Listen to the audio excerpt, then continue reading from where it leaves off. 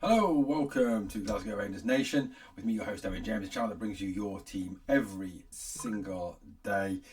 Look, it is obviously building up towards the game against Fenerbahce on Thursday, but there's plenty of other news swirling around the club. We'll obviously do a proper look ahead to the Fenerbahce game on Thursday morning before the game, but in terms of where we're up to with this whole manager situation. I mean, that's obviously something that a lot of fans want to find out about. They want to find out the next kind of who's next manager going to be. Also, Philippe Clement has been speaking as well. It's taken a few days for him to kind of get to to actually speak about and actually speak about his exit really. Only a brief message, but still something to look to there. We've also got some news about a link to a manager, not one that has been previously linked with the club. This is coming from sources within and around Leeds United. Obviously, Parag Marathe and 49ers Enterprises own Leeds United, and there's talk from a number of sources within that club as regards who the next Rangers manager could be. Interesting, and I would say not great if I'm being honest with you.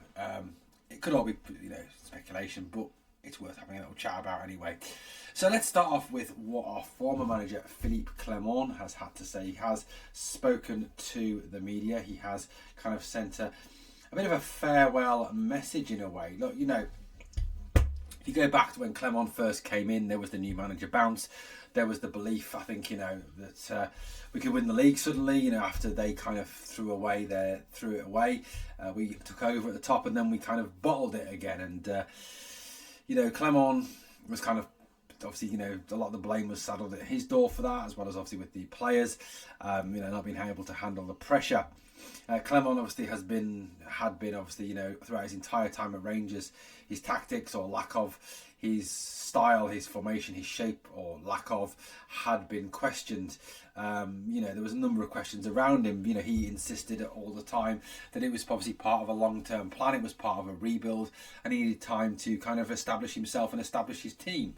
I think look, in the cold light of day, when you sit and you critically look at the situation, I think, there's blame on both sides, if I'm being honest with you. I think, Philippe Clement carries some of the blame for, I think, some of his tactical decisions, some of his substitutions, some of his in-game management, some of his inability to establish a form of play in Scotland that worked.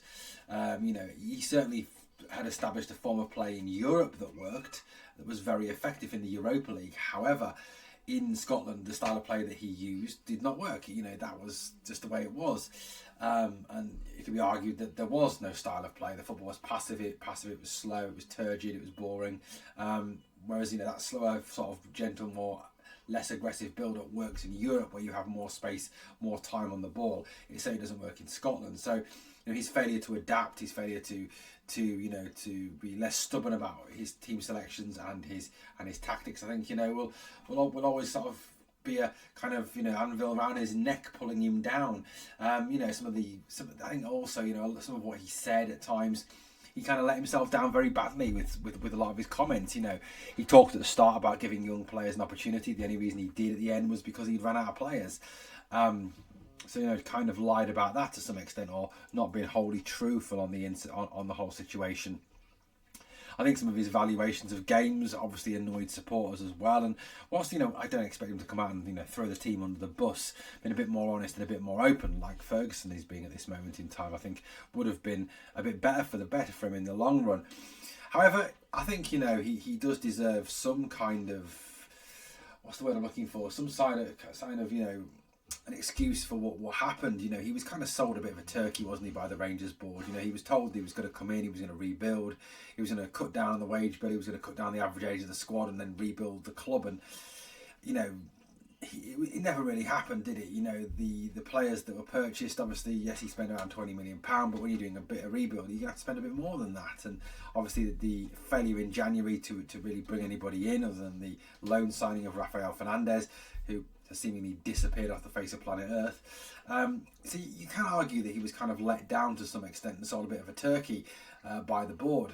I would love to have been a fly on the wall of that opening conversation, what was said to him as regards the finances for the rebuild, and how much money he would have to spend to bring the club up to speed.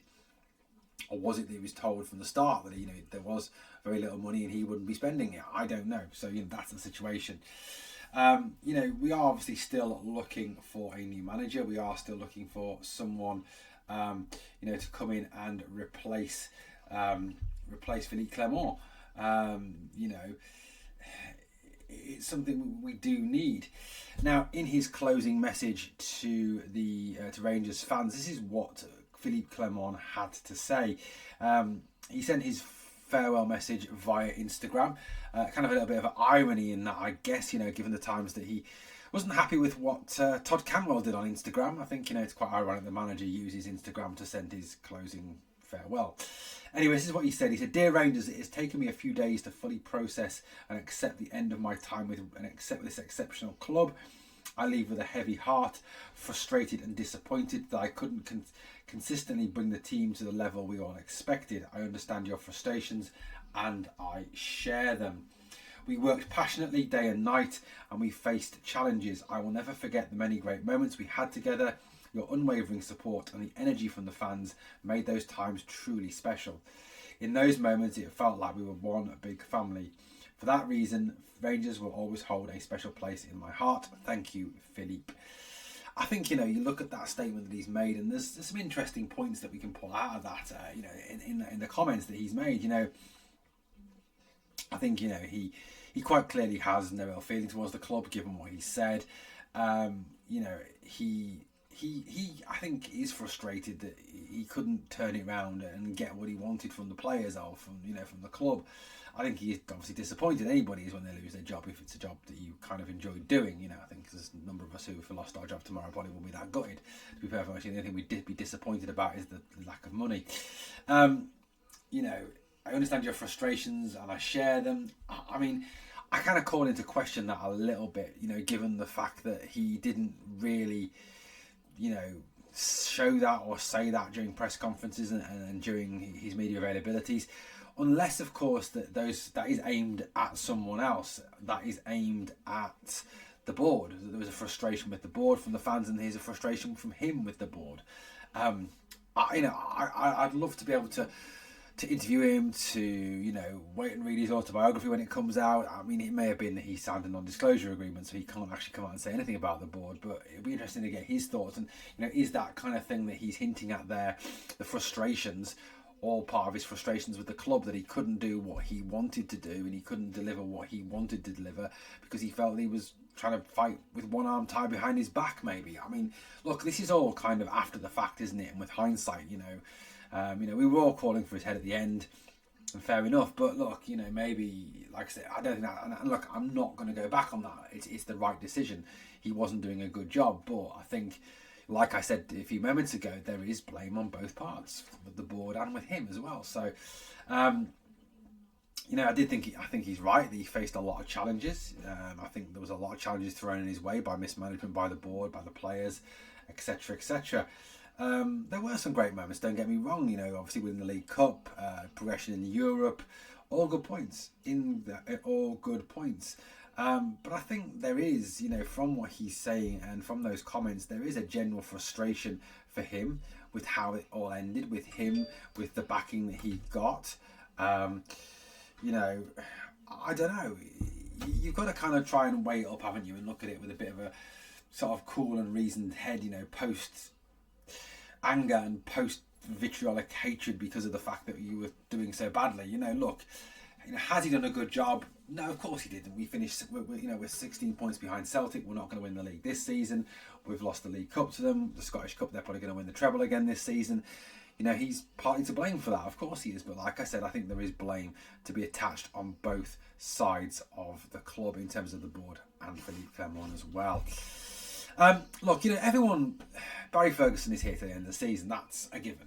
We know that. And as I said on the video yesterday, I think we need to get a sense of perspective about what he can realistically achieve. I think the criticism that he's getting from some fans is wholly out of order, given the fact he's had so little time to work with the players, and of course the fact that, he is here purely as a temporary manager. And there are a lot of players within that squad, I think, who know that they're coming to their end of their time with Rangers. They know that their time is up. And they're playing like it because they've kind of gone, well, I can't be asked anymore because they can't be bothered with me. They're getting rid of me in the summer, so what's the point? I might as well just down tools and give up. I think there's an element of that as well. An element of going through the motions. Let's just get to the end of the season. The season's over. There's nothing to play for. I'm not going to be here next season. What's the point? I think there's a bit of that. So I think Barry Ferguson does need to be cut a little bit of slack on that kind of angle there. But look, in terms of next manager, as I said on the video yesterday, I think overall, I don't think it's going to be who a lot of you think it's going to be. I think if you ask most Rangers fans who it's going to be, they'd say obviously McInnes or Knutson or Muscat or someone like that. But realistically, I don't actually think it's going to be any of those people. I think it is going to be somebody that we haven't thought of yet, somebody who he comes from outside of that pool, somebody that the Niners have already maybe even identified as a future replacement. I think, had Philippe Clement still been in post at the end of this season, I think he would have probably got the boot and they would have brought in their own person. A lot of the owners that come in, new owners, like to bring in their own manager. You can look at what happened with Roberto Mancini at Man City, with Pellegrini at Man City. You can look at, a number of new owners who come in and get rid of managers because they want their own person. Sean Dyche obviously sacked before the end of the season when I can't remember the guy. I don't really care what the guy's name is. That muppet that's in charge of that blue disgrace in Merseyside. So look, I think there is that element there. So, I mean, look, I don't know who they're looking at. I genuinely don't, and I can reach out to 49ers content creators, of course. I know quite a lot of them, but they don't know. They've got no clue about soccer as they call it, football as I keep telling them it's called, and they play gridiron. Now one name that has kind of come up in the last sort of 24 hours, and this is from sources within Leeds United, sources around Leeds United, is former Leeds manager Jesse Marsch. Jesse Marsch, who was sacked by a former owner, Andrea Razzani. He was not actually sacked by the 49ers, he was sacked by Razzani, who was the Italian owner of the club. Now, Jesse Marsch came into Leeds to replace the irrepressible Marcelo Bielsa and try and keep Leeds in the Premier League, and spectacularly failed to do so. Jesse Marsch is a polarising character. There's a lot of fans of certain clubs who love him. There's a lot of fans of certain clubs who hate him.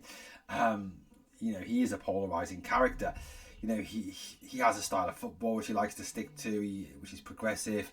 He has been touted now as a possible candidate for the Rangers job. He's American, which obviously I think could be a little bit of lazy journalism and a little bit of lazy speculation from those within the clubs. Like I said, he wasn't sacked by the Niners. He was sacked by Razzani, who was the previous owner of Leeds. Marsch said that he felt that Razzani lost his nerve and that he was starting to turn things around at Leeds and he wasn't given a fair crack of the whip. Since he departed Leeds, he has taken over as the manager of the Canadian national team, where he's impressed, taking Canada to the Copa America semi-finals, which, considering that is a decent level of competition with some good teams in it, that's quite an achievement for a team like Canada to progress to that stage. It is unclear whether or not he wants to leave his job as Canada manager. There's talk that he wants to follow it through to the end of the 2026 World Cup. But look, it is someone who apparently has been looked at. Marsch is one sort of name that is now being linked with the club. Other names obviously that are currently doing the rounds. Kevin Muscat is a name that is continually being linked. We're going to talk a bit more about Jesse Marsch in a minute, so hang on for that. Stephen Gerrard as well, obviously out of work at the moment. A return that's been talked of. Sean Dyche, which I personally think, please God, not Sean Dyche. If you think that Philippe Clement's football was dour and boring, wait till you see Sean Dyche's. That man is an absolute. He can bore the Christmas trees onto you. He really is an absolutely awful manager. Russell Martin, obviously the Southampton manager, who plays very much total football, progressive attacking style of football. The kind of warning and the kind of caveat against Martin is the fact that, yes, he did a brilliant job getting Southampton promoted, actually passing Leeds to get promoted, but has pretty much refused to change his style and got absolutely smashed to the Premier League and ended up with him getting the sack. So the question is, do you want someone who is a mere cast off from another club? So look, that's one that that is out there. In terms of this Jesse Marsch link, I've got to say I did a little bit more digging into Jesse Marsch. I didn't know a great deal about him. He is from Racine in Wisconsin. He is an American. He played in terms of his playing career. All his playing career was in America with Chivas, with Chicago Fire, with DC United, and the Princeton Tigers. In terms of his managerial career, he started as an assistant manager with the USA national team between 2010 and 2011. He then went on to become Montreal Impact manager. He then was Princeton Tigers assistant manager and New York Red Bulls manager. From New York Red Bulls manager, he went to be RB Leipzig manager. From there, he progressed to Salzburg, back to Leipzig again, and then obviously taken over as Leeds, where he was sacked. Now, his timing at those clubs is not overly impressive in terms of his points per game and his win percentages. At Leeds he had a 1.16 points per game average. I say 1.62 points per game, 1.16 was 1.6 at Leeds, sorry. Leipzig it was 1.25. Casino RB Salzburg was 2.18. In fact, really Salzburg was the only place that he kind of had any real success. Which would kind of point, Salzburg, Austrian league, similar to the Scottish league. Obviously, the Bundesliga is a tough league, but overall his win percentages aren't overly impressive. That's where we're at. I think look, personally, I don't rate this idea. I think it's a bad idea. I really do. I don't rate Jesse Marsch as a manager. I've had a chat with some people I know who are Leeds fans. My dad's a Leeds fan. Some of his mates are Leeds fans. Had a chat with them about Jesse Marsch, and they're not massively enamoured with Jesse Marsch. This would not be a good appointment in my opinion. If he was to be the person to be appointed, I really don't like this one. I hope it's just lazy media journalism because he's American, linking him to Rangers. But he seems to me to be a bit of a walking disaster area, and not the sort of person we want. And I think he would be someone who would really struggle in the Scottish game. He struggled in England, with the English style of football. I think he's going to struggle even more in Scotland. So at the end of the day, I do feel that this is not the man to take Rangers forward. I mean, look, you may ask me who will I want, but look, it's a bit of a daft question, really. Who would I want? Jurgen Klopp? Of course I'd want Jurgen Klopp, or Pep Guardiola, or Carlo Ancelotti, or Luis Enrique, or Francesco Farioli, someone like that. But that's not realistic, is it? That's not going to happen. Who's available? Who can we get? I don't know, because I'm not paid to find out. I haven't got a scouting network. I haven't got a range of different resources from all around the world who can really go and genuinely look at these managers, genuinely scout these managers properly, watch them, judge them, look at the data analysis in great detail. I haven't got time to do that. I've got a 50, 60 hour a week job. It's not my job. It's the job of the new owners to get this appointment right. And look, we'll look at it and we'll evaluate it when we get it. But look, like I said, who would I want? I've just given you a stupid list. That's who I want. But it's not a realistic list. If you put me on the spot and really ask me, out of that list name that I just gave you, Marsch, Gerrard, Muscat, Martin, Dyche, I'd have to say out of that list, the only name that appeals to me is Kevin Muscat. Due to his success, obviously in Asia, but then obviously your worry is, does that translate to Scotland? It did for Ange Postecoglou, doesn't mean it's going to for Muscat. So you've got that one. Russell Martin, I think, is a worry for me. He's kind of inflexible with his tactics, which in Scotland you have to have a flexibility because of the nature of the football. Steven Gerrard, I think, would divide the fan base massively. And you've got to worry about his post-Rangers record, what he's done at Villa, what he's done at El Ettifaq. The fact that he's obviously realistically been sacked by both. I mean, no, he wasn't really but realistically he was sacked by Tifak.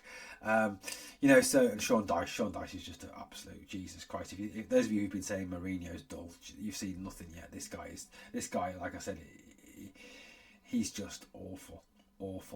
But look, that's, I think, if you're looking at that list. But like I said to you, I think it will be someone who we haven't even thought of yet, who we haven't heard of yet, who comes out of left field. I really do. Guys, I'd love to get your ideas. Anybody you're suggesting as a future manager who we haven't thought of, who isn't on that list, isn't McInnes, isn't Knutson, isn't Muscat, isn't Gerrard, isn't Lampard, isn't any of those people. Who would you think is a possibility? Let me know in the comments below. Well, thank you for watching Glasgow Rangers Nation, guys. As always, on the way out, please do me a few favours. Smash the like and comment and share, all good stuff. Liking and commenting helps the video, so please like and comment, and obviously subscribe to the channel. Thank you for watching Glasgow Rangers Nation, guys. As always, remember, we are the people.